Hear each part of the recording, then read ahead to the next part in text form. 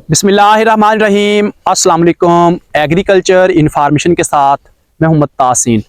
काश्तकार भाइयों, मूंजी वाले जो हमारे काश्तकार थे जो कि गंदम की कटाई के फौरन बाद मूंजी लगाने का सोच रहे थे, उनका प्रोग्राम ऐसे समझ लें कि बढ़ गया है। वो कैसे कि हमारी पंजाब हुकूमत ने जो है वो पाबंदी आयद कर दी है कि हाइब्रिड मूंजी जो है वो आप गंदम की कटाई के फौरन बाद नहीं लगा सकते। बाकायदा जो है उन्होंने नोटिफिकेशन जारी कर दिया है।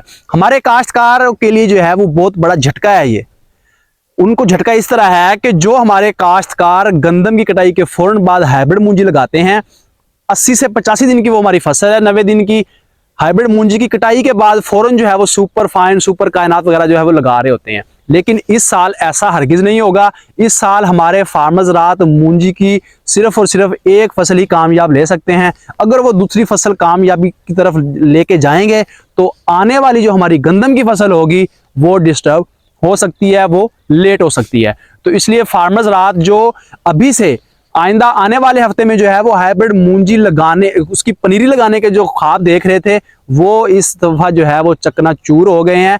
हमारी पंजाब हुकूमत ने 20 मई से पहले जो बंदा पनीरी काश्त करेगा मूंजी की, या वो पनीरी शिफ्ट करेगा जमीन के अंदर, उसके खिलाफ कानूनी कार्रवाई होगी। बाकायदा नोटिफिकेशन जारी कर दिया गया है कि 20 मई से पहले आप हाइब्रिड मूंजी जो है वो नहीं लगा सकते।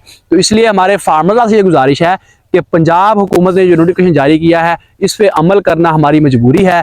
जैसा कि अगर हम कोई बंदा इसकी खिलाफ वर्जी अगर करेगा तो उसके साथ जो है वो जुर्माना भी उसे हो सकता है और उससे जो है वो सज़ा भी हो सकती है, या सज़ा और जुर्माना दोनों भी हो सकती हैं। तो इसलिए हमारे फार्मर्स रात जो मूंजी लगाने का सोच रहे थे, इसी आने वाले हफ्ते में पनीरी लगाने जा रहे थे, वो जो है वो अपने फैसले को तर्क कर दें और सोच समझ के फैसला करें कि हमने गंदम कटाई के बाद कौन सी फसल लगानी है।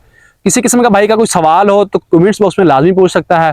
आइंदा एक नई इन्फॉर्मेशन के साथ हाजिर होंगे। तब तक के लिए अल्लाह हाफिज़।